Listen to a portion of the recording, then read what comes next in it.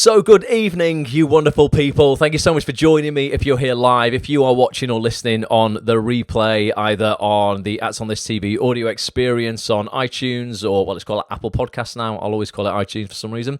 Apple Podcasts or Spotify or SoundCloud or whatever. Thanks so much for listening on the audio experience.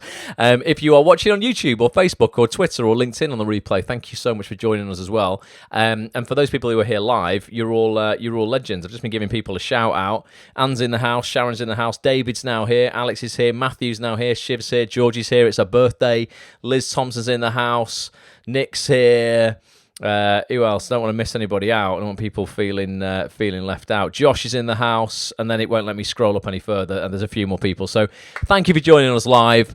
As always, we do this every single Monday. It means the world that you are here. I've got loads to discuss with you guys tonight. I'm going to be recapping on some of the features that we've held recently for members of actonthis.tv. If you're not a member of the main website, actonthis.tv, and you're an actor who wants to work more in TV, highly recommend that you get a membership. We hold sessions every week, basically, live Zoom calls with the biggest casting directors, agents, actors, writers, producers, directors in the game. Last week was no different. If I'm just in the members area on the website right now, if you look at our latest 5 features here, last week we had BAFTA-nominated Hollyoaks actress Annie Wallace in the house, an actress actually who I went to drama school with. She was the year above me in drama school. Annie's story is just freaking incredible, right? I'll talk about it in a minute, and I'm going to play a video out of some of the stuff that you missed. But if you've not watched this session, guys, or listened to it back, because you don't have to watch it, remember, if you're a member of the website, you get access to the audio as well. You'll see the audio player there. You know, listen to the audio on your bike ride or your gym session or while you're washing the pots or whatever. If you want to sit down in front of your TV and watch the actual video version of it, you can do. But take this in this week if you can. If you were there live, let me know here now what your biggest takeaway was. And if you've not let me know, tweet me at actonthis.tv on Twitter.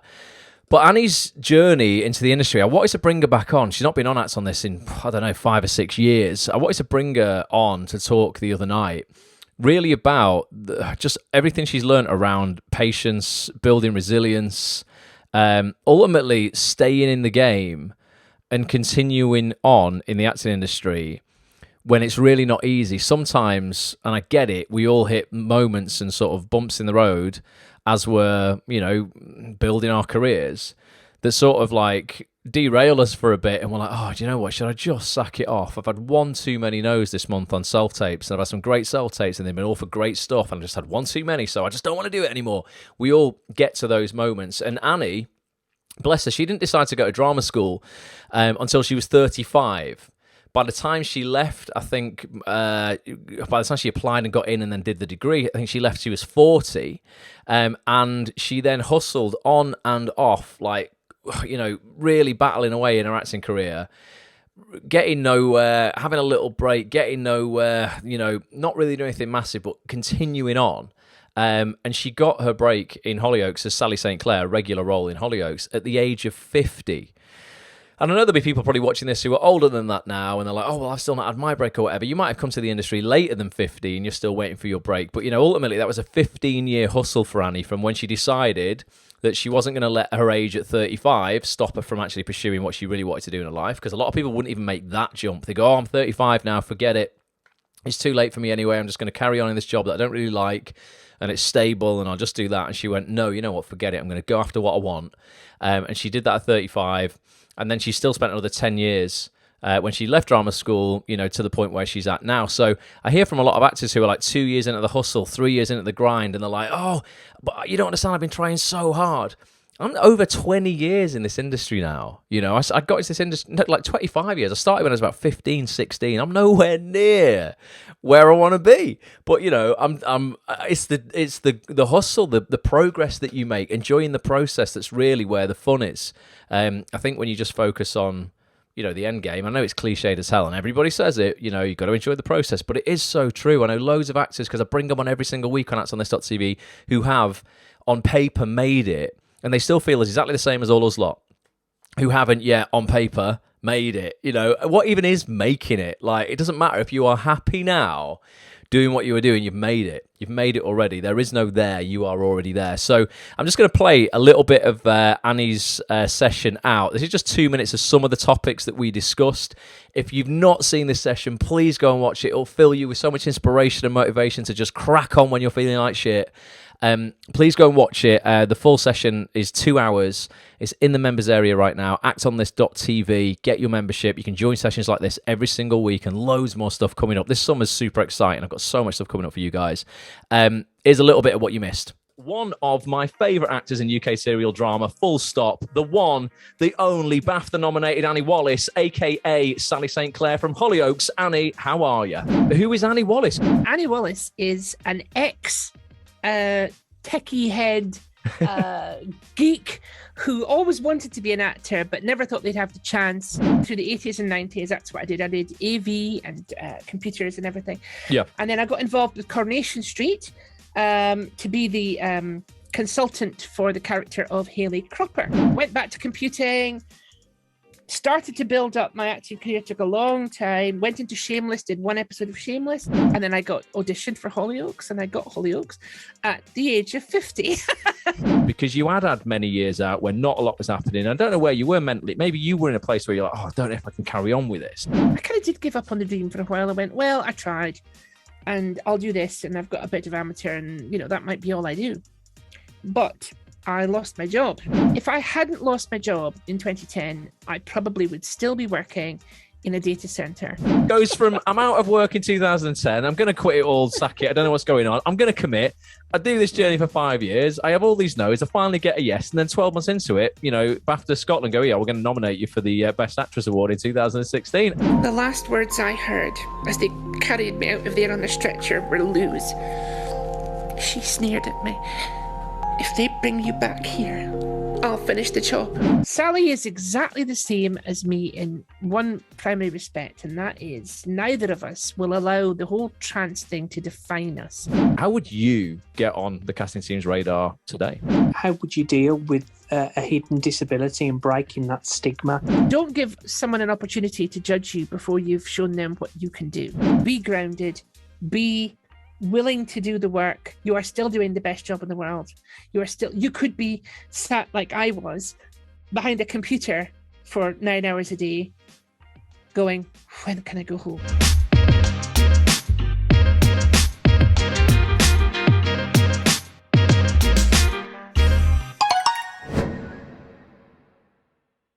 Unlock the full 2 hour session at actonthis.tv now. Get your membership if you want to get involved in that, and actually come and join those sessions live each week where you can, as you saw there, people jump on camera and talk to our guests one-to-one. We've got loads of agents coming up, some great directors, some fantastic TV writers on the way.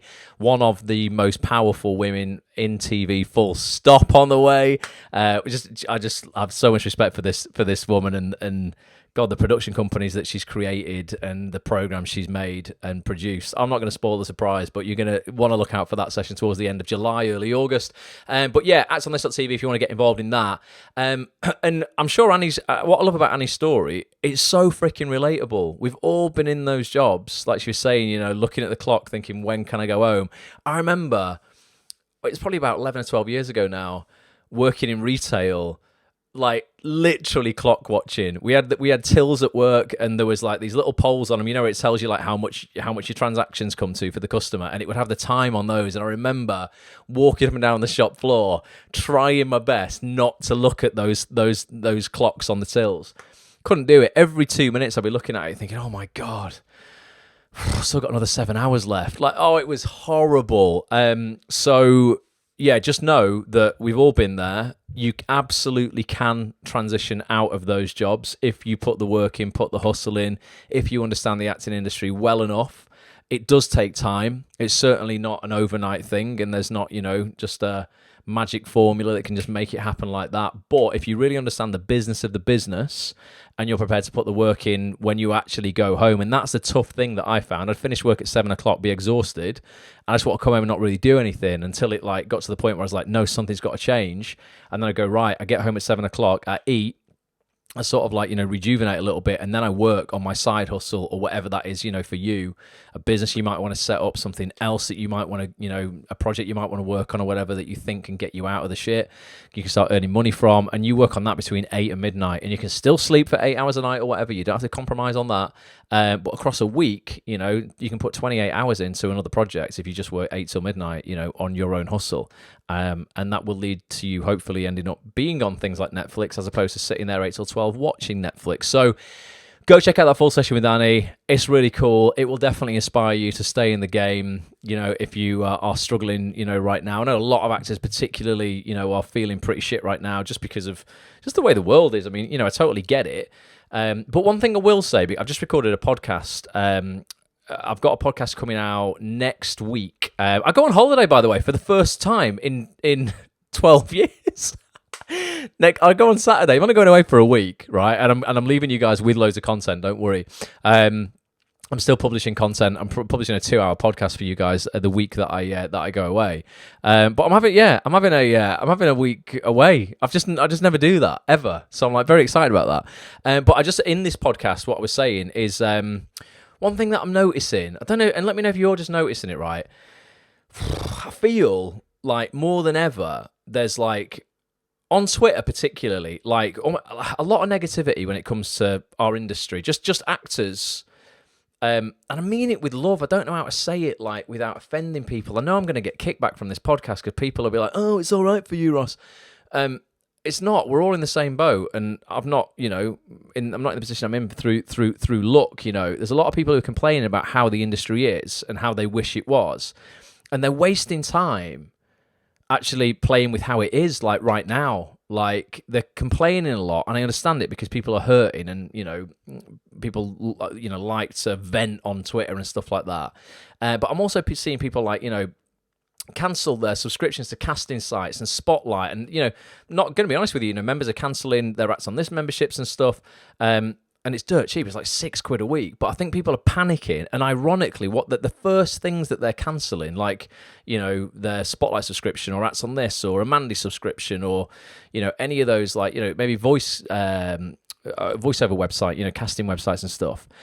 And I'm like, you're actually cancelling the thing that if you doubled down on or quadrupled down on, really went ham on, just went all in on, and started acting on all of these platforms and really actually, scouring these casting sites, applying for stuff. These are the things that can actually get you out of the mess you might be in. We're all feeling it financially. My electricity bill today was disgusting. I live on my own. I have no idea how it's gone from £90 a month to 172. I literally have no idea. So I get it. But it's at moments like this where I don't go, oh, God, right, I'm just going to have to cancel everything then. I just go, right, what can I quadruple down on? What extra stuff can I do to make money to get myself out of this mess? And I'm seeing actors almost shooting themselves in the foot because they're actors and they're talented and they could get work acting. And the first thing they're cancelling is the actual resource that's going to help them get work acting. So just be careful, really. Just be, because I still see people, just going to, be honest, I still see people who are, putting this stuff out on Twitter, taking pictures of their £4.50 lattes on Instagram. Oh, having a latte in the sun. I'm like, yeah, that's at least a £5. And you were just complaining on Twitter yesterday that you completely skint. So yeah, it's about prioritising the right things at the moment. But there are just, there's so many opportunities still out there, guys. Honestly, I've been to 4 or 5 read-throughs for some big dramas over the last month. Like, it's not quiet. That's another thing we mentioned in this podcast. If anyone tells you it's quiet right now, they have no idea what they're talking about. It really is not quiet. So stay in the game. Those who put the work in, I promise, will rise to the top. I know it's freaking hard, but I just want to encourage people tonight to just hang in there. If you're feeling bad, I promise you, lots of people have quit today. And if you just hang in there like Annie did for 15 years, you might not be for 15 years, you've got to hang in there. But like, just remember, every day you wake up and you go again. A lot of people quit yesterday. A lot of people will quit today. You just all hang in there, I promise you. Good stuff will come your way.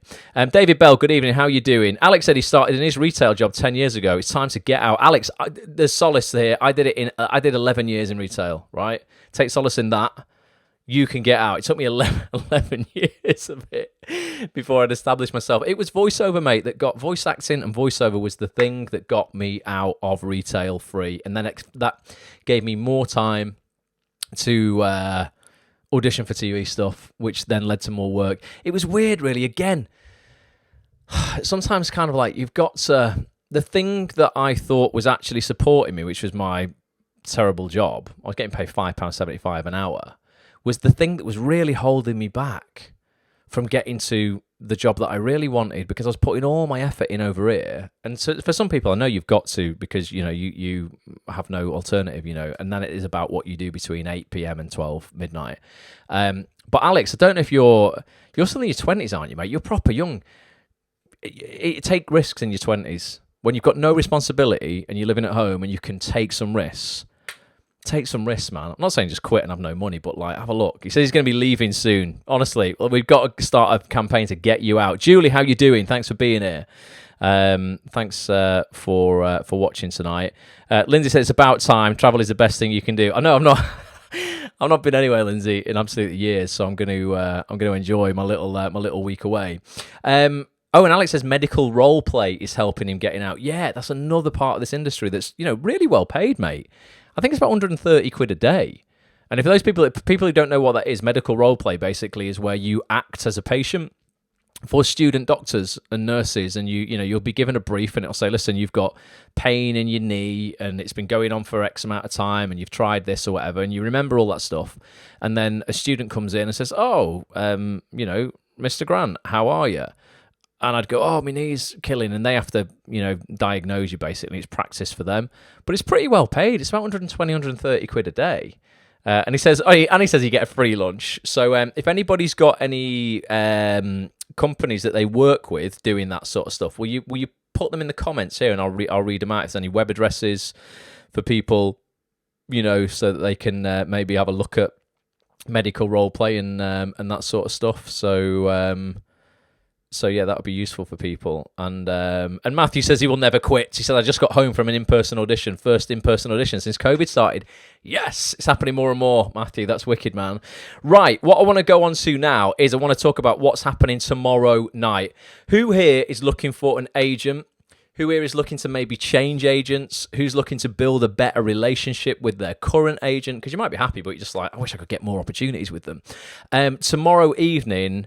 I've got a fantastic agent from one of London's leading boutique agencies. Bloomfields Welsh is the agency. Barnaby Welsh is a partner and senior agent at this agency. They look after some incredible people, including Line of Duty's Rashenda Sandel, who I had on actonthis.tv for a Zoom session for members just a few weeks ago. If you saw that, Rashenda was amazing. She's done some incredible work. You know, you'll have seen on Doctor Who recently, Line of Duty. She's just done a brand new drama with Martin Compston called The Rig that's coming out very, very soon. She's incredible. Her energy's amazing. And her agent is Barnaby. Now, Rashenda was like, you need to get my agent on here because he's really all about empowering new talent and finding new faces. And that's what we've done. That's what we've made happen. If you're around tomorrow night, 7:30 p.m, if you're a member of actonthis.tv, you'll get an invite to this for free. If you're not yet a member, come and join us, actonthis.tv/live. Just get a membership. You can join us tomorrow night, 7:30 p.m. And we're just going to basically be pulling the curtain back on the agency, talking to Barnaby about exactly what he wants from clients, exactly, you know, the type of clients he's looking to sign, how you go about approaching the agency for representation, what he wants to see, what he doesn't. Ultimately, if you were thinking of applying to Bloomfields Welsh for representation, we're going to take you through a blueprint of how to get it right. And that's what we do every time we get an agent on. I walk through this process because there's no one size fits all. Every agent likes different things. So we bring on the best agents all the time for you guys. So this is a little bit about what's going on tomorrow night. If you are currently looking for an agent, if you're looking to change agents, build a better working relationship with your current agent, listen up. I want to invite you to our next actonthis.tv live mastermind session. It's taking place on Tuesday, the 28th of June at 7:30 p.m. with this incredible guy here, agent and partner at one of London's leading acting agencies, Bloomfields Welsh. It's Barnaby Welsh. Barnaby, thank you so much for doing this. What are we going to be covering on Tuesday night? Well, I guess it'll be, who we are as a company, what we do, what our core our ethics are. We'll be looking at some career trajectories of some clients that we look after, some new clients and some more established clients. Yep. And just maybe getting some questions from you guys and giving you some advice and some observations about the industry. Yeah, absolutely. This is your opportunity, guys, to get a chance to jump on camera, have a little one-to-one with Barnaby, ask any questions you want around agency and developing strategies with your agents to land more auditions, anything you can think of. Don't miss out on this. Get yourself over to actonthis.tv/live right now for full details of this session and all future sessions. We do this every single week with a top agent, actor, casting director, writer, director, producer, the best people in the industry, basically. And a little bit of pressure on you, Barnaby. We've got some time. You can think about this. Why don't actors want to miss this session in particular? Because I guess I will be able to give a unique perspective of a boutique agency. Absolutely, I love it. Unique boutique. Be there, folks. actonthis.tv/live.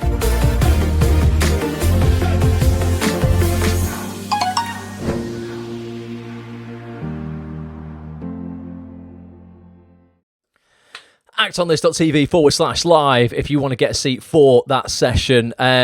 It's just going to be great. And again, I know a lot of people kind of like, they almost like they feel like it's a step up, to get a London agent. And a lot of times, people won't go into, like the big, huge London agencies like United, like Curtis Brown, independent, they're obviously like for very, very established talent. And then there's a whole load of incredible boutique agencies like Bloomfields Welsh, like Felix de Wolf we've had on recently.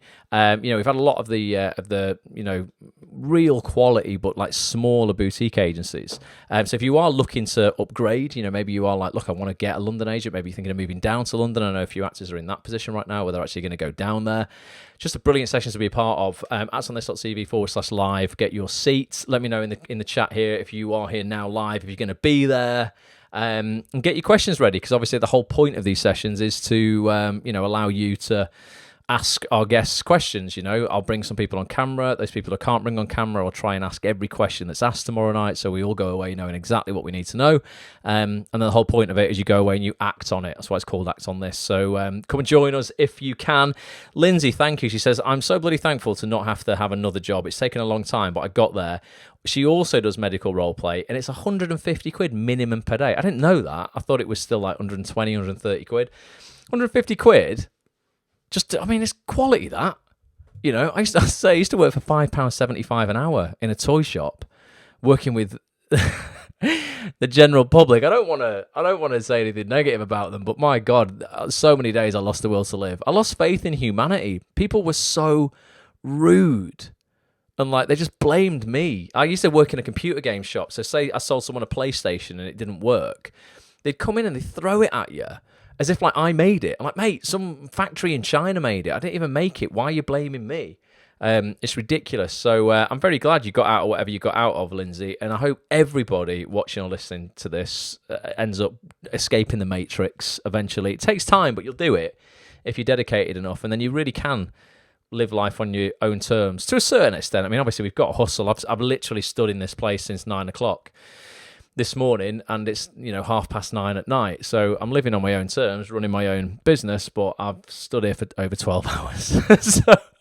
So it would be easier getting a job in the Trafford Centre in the computer game shop, but I'll be nowhere near as happy at all. This isn't really work, is it? I'm just hanging out with you guys on Facebook. It's brilliant. Alex says, literally my life. Are the customers like as bad in River Island, mate? I'm going to go to buy some. I need to buy some holiday clothes, Alex. For my holiday on Saturday, I'm going to have to go to Trafford Centre on Friday. If you're working, I'll pop in and say hello, mate. You can personal shop me for some summer holiday clothes. Let me know. He says it's gotten way worse since after lockdown as well. I'm glad I don't work in retail anymore then. Definitely. Right. And Jo says she does medical role play. It's 140 quid plus 30 quid travel. It's just going up and up and up. It sounds like it's the place to be, guys. We might have to do a session. Why don't I bring someone on from one of these companies and we'll just do a session on how you can get hold of it and how you get hold of that work, and we'll just Act on This can just supply the entire medical industry with all the actors that they need. So yeah, let me know in the chat if you're looking for an agent. Tomorrow night, like I say, with Barnaby, we're going to be talking agents. I'm also, in a couple of weeks, going to be dropping a podcast. I wonder if I should play you the trailer now. I don't want to get too far ahead. Obviously, we plan features at Acts on this for members like a month in advance. I'm dropping a podcast with another agent, but a Manchester-based agent this time. I'm trying to bring as many northern agents as well as southern agents as I can. And I've got Rhys McDonough, who I think, Alex, is your agent. From Icon Rare. So Icon is a actors agency, and they have a department called Rare Talent as well. And I've got Rhys on in a couple of weeks. I think I've got the trailer here.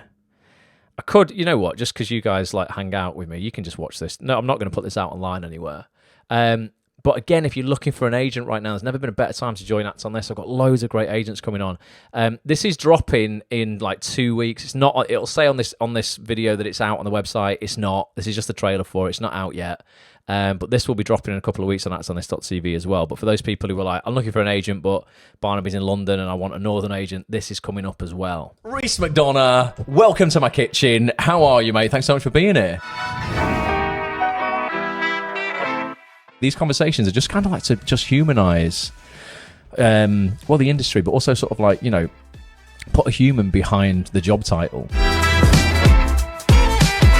So when people are maybe approaching you for representation, they feel like, oh, well, I know Rhys, I know what he likes, I know what he doesn't like, I know, how to approach him, to make the biggest impact, the most positive impact. What is the difference between Icon and Rare then? Fundamentally, Rare Talent is about building the foundations of, Rare Talent, as cheesy as it may sound. Then with Icon, they're people that may have, a bit more of a bolstered CV, have been in the industry a bit longer. How do you like to be approached? Have don't just take my word for it, let me show you attitude. I'm not oblivious to the fact that I'm not the only one you're reaching out to. I'm not precious about that. Yeah. But the ones that you are reaching out to, do your research by looking at who they're representing, looking at the work their actors are doing. Can you see yourself in that kind of work? Do you think that you're the answer to what they're looking for? And it doesn't mean that they're looking for something and they know that they're looking for something. I don't know what actor I may be missing or I may be looking for until it lands in front of me. What is your kind of like your taste, I guess? Intelligence, that they understand what they're doing, that they've took the time. They're not just reading the script. I think the way the industry's changed, and with self-tapes being essentially the first round, actors are now needing to be a lot more intelligent with dialogue, because they're not just going into a room and doing it once and the director's then saying, okay, but have you thought about it like this? Have you done that? You need to now start, doing that yourself. What's like the cheat way? Basically, give them a cheat code because we're well into the podcast. Yeah. These are all the most dedicated members. Okay. What's the way to literally just go straight to you? Sack everyone else off. They just want basically straight into Rhys's inbox. Just email me. Just literally. Which is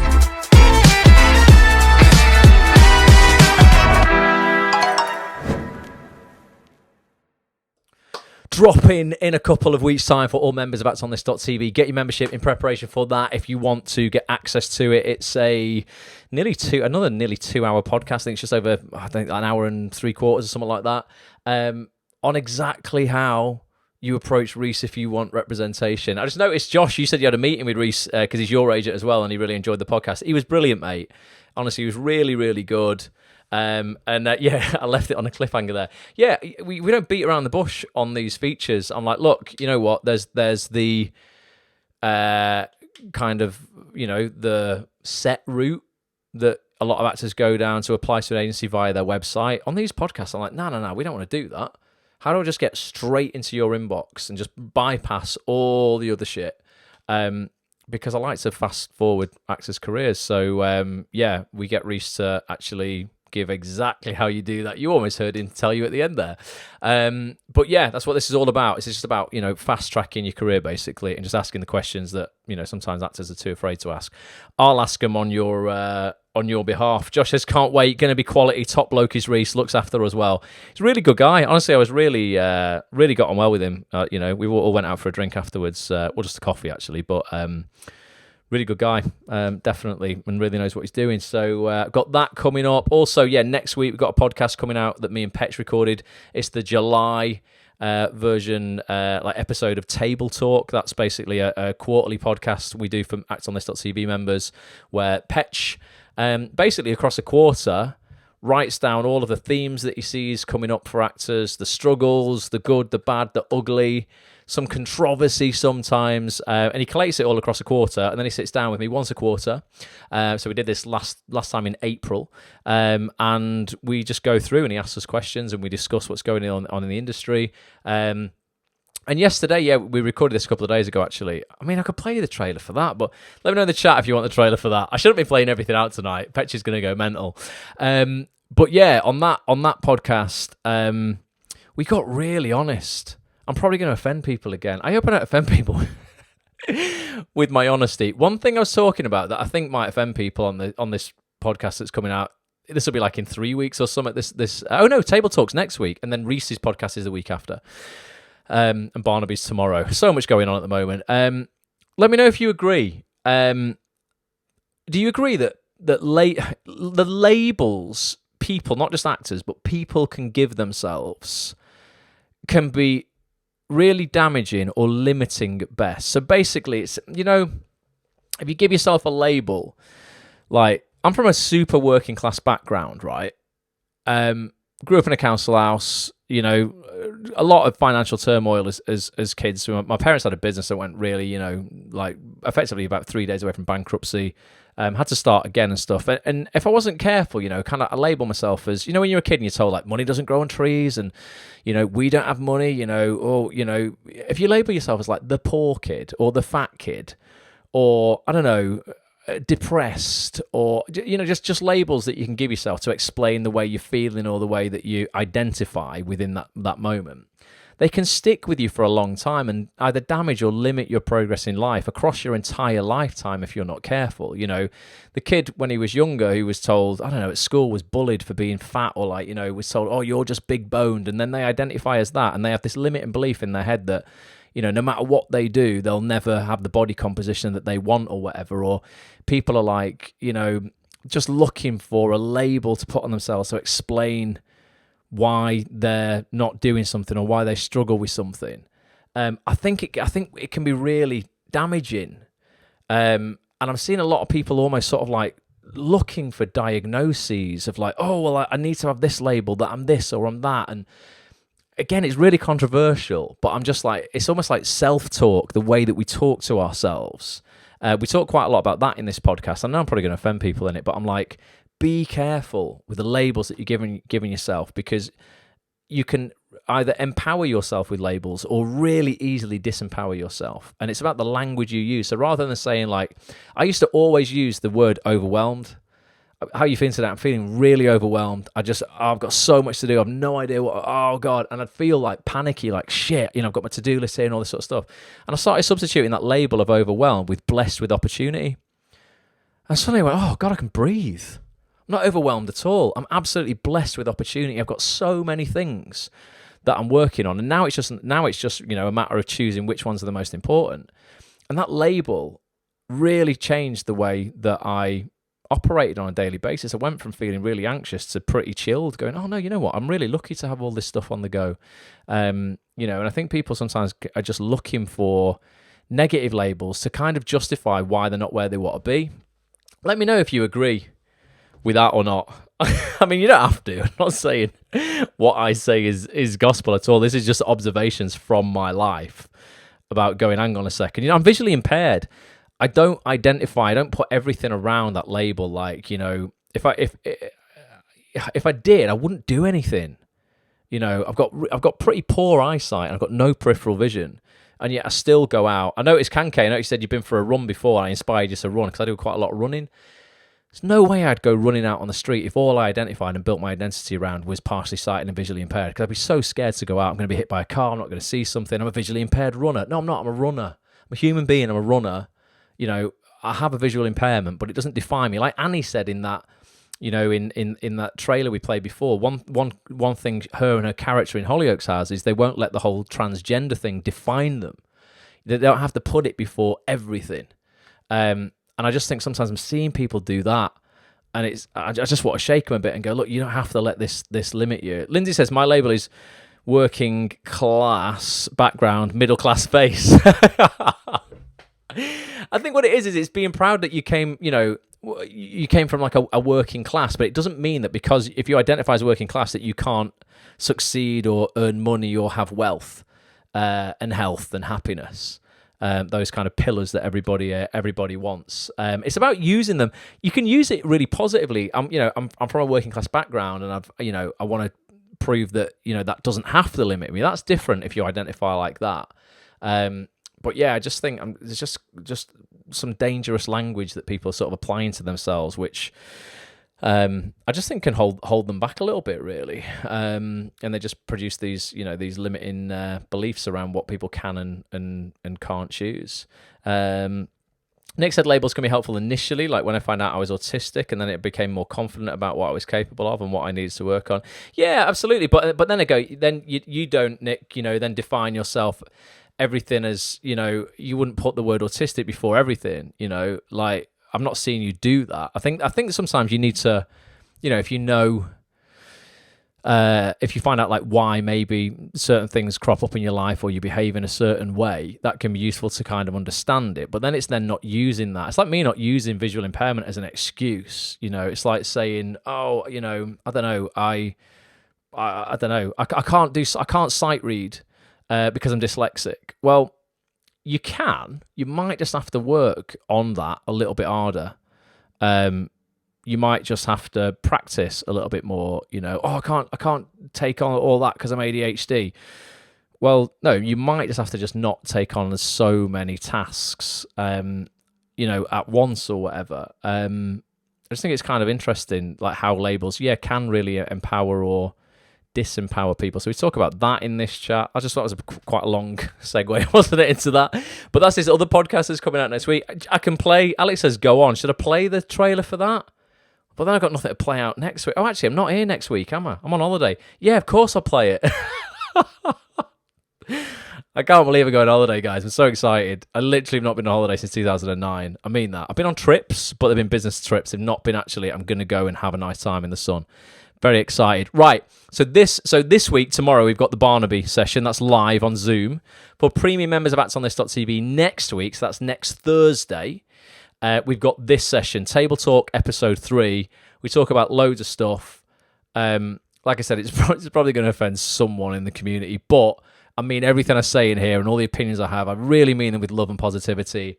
Nothing more than that. Sometimes we get onto real talk on Table Talk. So this is episode 3, and this is dropping next Thursday. Petch, welcome back to the kitchen for the ActsOnThis.tv July 2022 Table Talk podcast. It's a beautiful day outside. He's got his shorts on, and we have got a lot to discuss. The year is whizzing by. What have we got on your piece of paper today, basically? Actors are saying, it's quiet at the moment, it's quiet at the moment, it's quiet at the moment. You're at read-throughs like every other week. Yeah. I don't really know a single month of the year when nothing is happening. So when actors are tweeting, it's quiet, isn't it? Or they'll tweet, I've not had anything. And then someone will pop up in the tweet underneath and say, oh, well, my agent says it's quiet. Your agent's lying. This is just genuine, really good advice. Like I was saying before, to just enrich your life. If you really want the world and the universe, whatever you want to call it, to just give you an abundance of things, really without you having to ask for it, operate from this place of what can I give without asking for anything in return. So this is like the ultimate life hack. Let's go with the cost of living at the moment. I'm noticing actors like panic a little bit. What can I quadruple down on? What can I 10x down on to earn more money to actually get myself to a point where actually this cost of living crisis doesn't affect me? A lot of negativity on Twitter. I'm on board with it to a certain degree about tweeting about your losses as well as your wins. But tweet about your losses in a way that's going to give value, or comes back to value, to the person reading that tweet. You've got nothing. Act on This doesn't exist. Your acting career doesn't exist. Oh, so this is me personally. So I've got to pretend. Okay, yeah. Yeah? You've got nothing. You don't even have £2 in your bank. All you've got is the clothes on your back and your phone. How do you go from that to your first TV job in as little time as possible? Wow. Okay, right.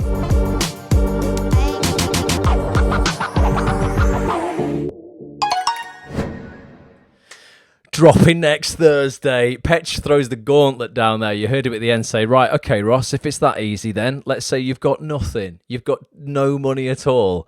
And you've just got your phone and the clothes on your back. I mean, hopefully you'll have shelter over your head as well. But it was like, listen, if you were starting literally with no money, how would you get your first TV credit as quickly as possible? And I explained exactly how I would do it. And I think it's a pretty sound approach, to be honest. So if you are at the point in your career where you're like, oh God, I actually really am struggling, I don't have anything, I promise you still have control and you can still do stuff. You can literally, I go through how to make money in that chat there, literally for free, with nothing, with no resources initially at all. I'll show you how you can go and get resources for free that you can then sell for money. It's a decent strategy, I promise you. So that's dropping next Thursday. There is quite, like I said, there's quite a lot of like strong opinions and stuff in that chat, but hopefully people won't crucify me for it. I'm just passionate about suffocating people's excuses, basically, because I used to have a shit ton of excuses. I never ever sit here with judgment of anybody, because I used to make up all the excuses that I see other people making up about why they can't do what they want. And I know now, 15 years after I used to make all those excuses, that I was just, bullshitting myself to make myself feel better about why I wasn't succeeding. I was just telling myself it was because of this circumstance or this person and that person. It was nothing to do with me. And then when someone called me out and went, it's all to do with you. I went, is it? I went, yeah, it's completely your fault. Look at the way you're looking at the world. Look at the way you look at your relationship with money. Look at your relationship with the industry, with other people who have success. Look at your industry with your relationship with yourself, and the fact I was running away every weekend, just partying basically, because I was like, I'm so unfulfilled. I'm getting nowhere in my acting career. I've got no voiceover career. I'm not creating any content at all. I get such a buzz just creating stuff that's not even acting. Like, I love hanging out with you guys on stuff like this and doing podcasts and things like that. I was just running away, drinking, because alcohol, it's such an incredible drug. I say again in that podcast there, I mentioned like why so many people, use it, because I used to, because it's probably the only drug on earth that makes you incredibly present so quickly. Let me know if you agree with this. Like, when you drink and you get a bit tipsy and you get drunk, I don't know about you, but for me, it brings me to the present like nothing else. It's almost sort of like I'm having a great time now. I forget about anything that happened yesterday. I've got no worries about what's going on Monday. I'm like, I'm here. I'm enjoying myself now. This is all that matters. It's an incredible drug. It makes you so present that you forget and you just don't worry about any of the stuff that you're probably worrying about before you started drinking. So I get it. I understand why people do it, because I used to do it. But it's a total waste of time, because you wake up on Monday feeling like shit, still no closer to your goal. So I mentioned that in that podcast as well. But yeah, everything that I say, I certainly don't say from a place of, oh, look at me. I just have been there, man. So like, I just try and impart some advice, try and say people all the nonsense that I did myself, basically. Alex says he doesn't really drink much, but from the past, yeah, that's very true. Alex, respect to you, after a shift in River Island, I would need a Malibu and Coke, mate. I still have a cheeky little Malibu and Coke on a Friday night. Out of a can. Maya, how you doing? Says, hey Ross and everyone, agree with the labelling regarding eyesight. Normally wear hard contact lenses or big jam jar bottle glasses when my eyes need a break, and that's with the thinner lenses.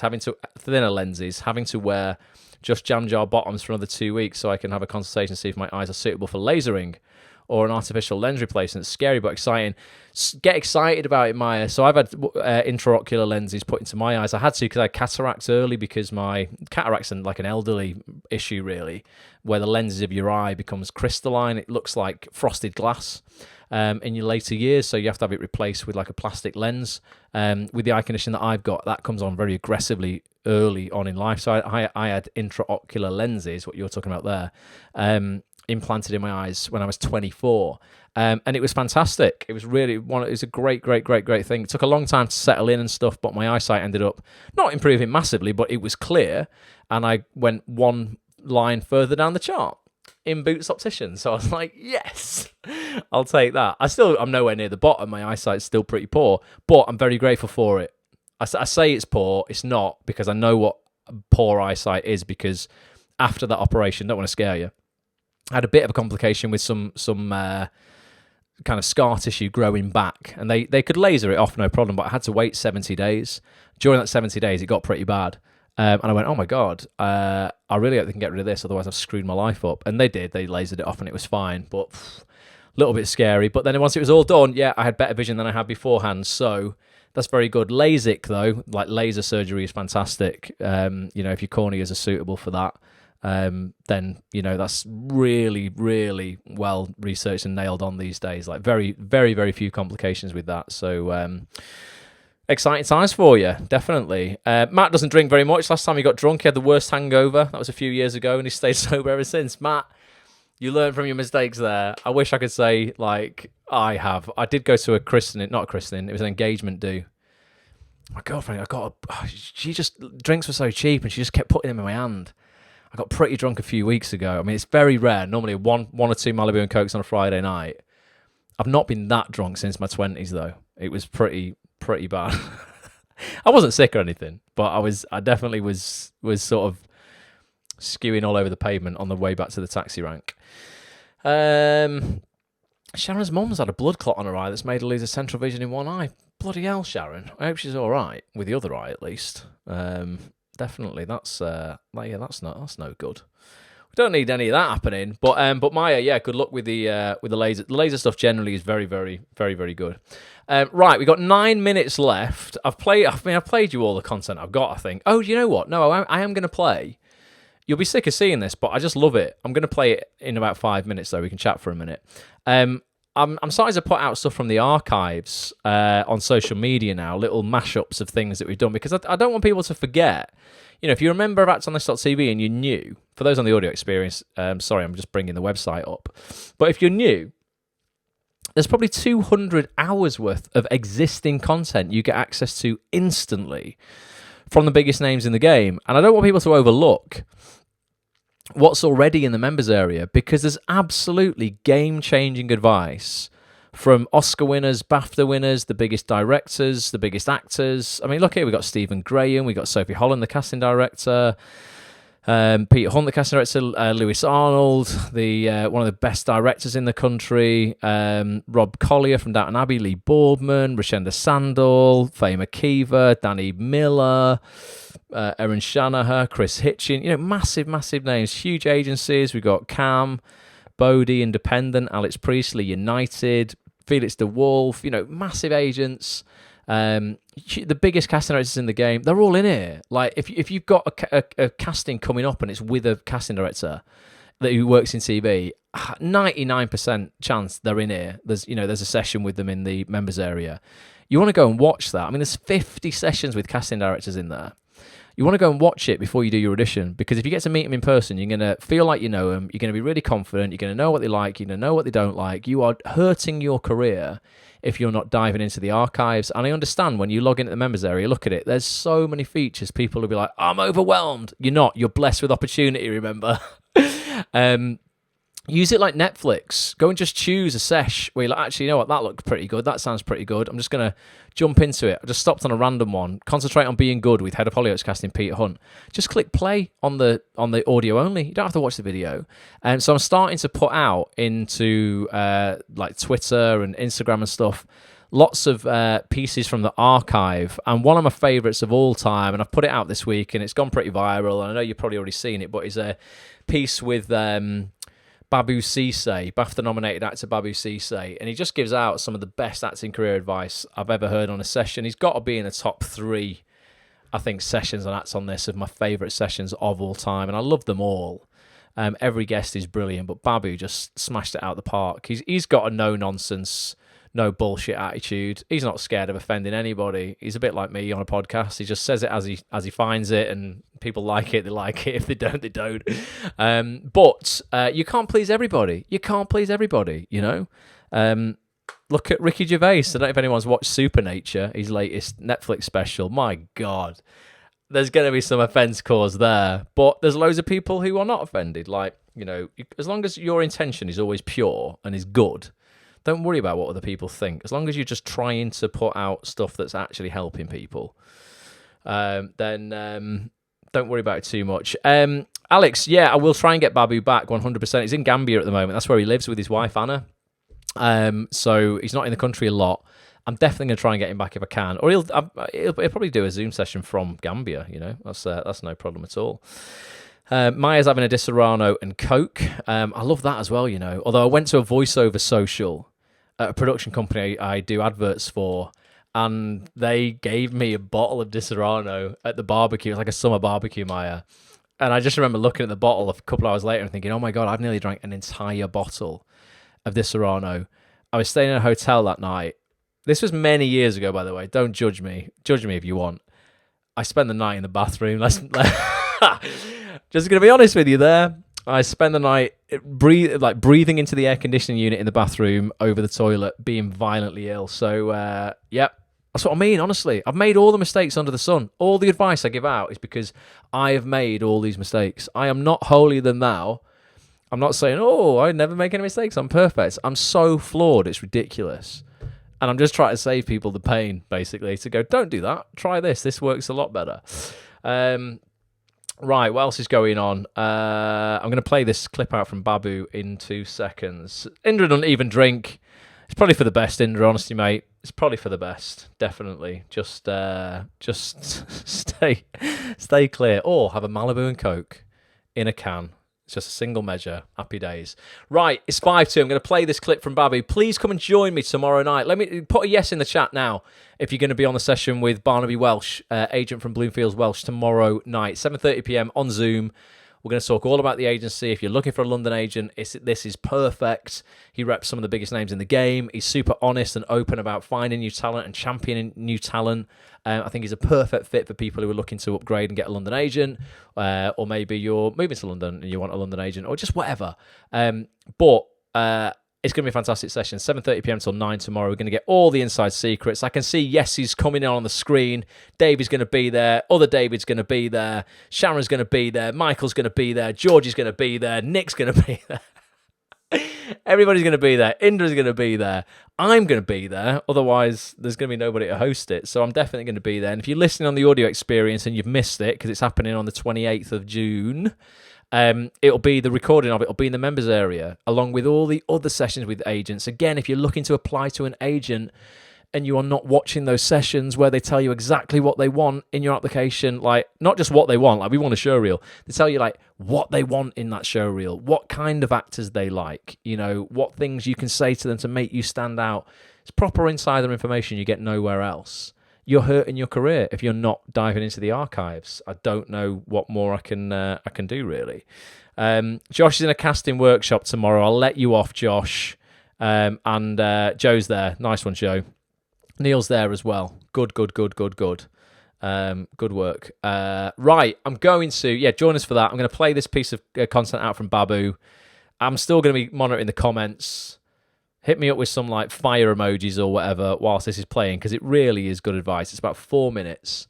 And thanks so much for watching. Thanks so much for being here. Really appreciate it. Barnaby tomorrow. Then I'm on holiday, like I said. Don't forget, though, we got that Table Talk episode dropping next Thursday. We then got Reese's podcast dropping the following Tuesday. We then got another podcast the following Thursday, because all of July is pre-recorded, because I know all you guys are going on holiday and stuff as well. And then we've got Cocktails and Conversation, our summer networking evening. Non-alcoholic and alcoholic cocktails. Talking about alcohol tonight. Bring your Di Serrano, Maya. Maya. I'm terrible at names. And that's going to be the last week. I think it's the last Tuesday, the last Thursday of July. So we're going to jump on like a virtual barbecue with some drinks, basically. And then we're in August. Then we're back to live Zoom sessions every week until Christmas. It is all happening. 2022 is going by very quickly, but make it count. There's still half of the year left. We're only at half time. Plenty of time to get where you want to get in your acting career. So thank you, folks. Love to you all. Here's some incredible fire from Babu, and the full 2-hour session with Babu again is in the members area. Get your membership at sonthis.tv/live. Or just that's on this.tv, basically. Hit any of the green buttons, get a membership. Right, folks, love to you all once again. I'll catch up with you soon. Until next time, or tomorrow night. Bye for now.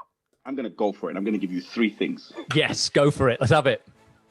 1, self-tapes. Beware getting advice from someone who doesn't self-tape themselves to get work. Yes. And this goes for the best casting directors in the world who are running self-tape masterclasses. Yep. Beware, because they don't self-tape to get work. If you're going to get self-tape advice, get it from someone. Not only one do they self-tape to get work, they book work self-taping. Yes. So I've heard all of this stuff. Make sure you light yourself properly. Don't ever go off camera. Don't do this, don't do that. Nonsense. Don't come in too close. The self-tape I did for this, I was supposed to look through a keyhole. This was me. Yeah. Throughout most of it. Right? They offered me the job. Yes. I love it. Okay. So please beware of that. Just remember, there's only one thing that counts on the self-tape, that you are deeply connected to what you are saying. If you are, they'll be like, they won't be able to tear their eyes from the screen. I don't care what you do. Yep. Right?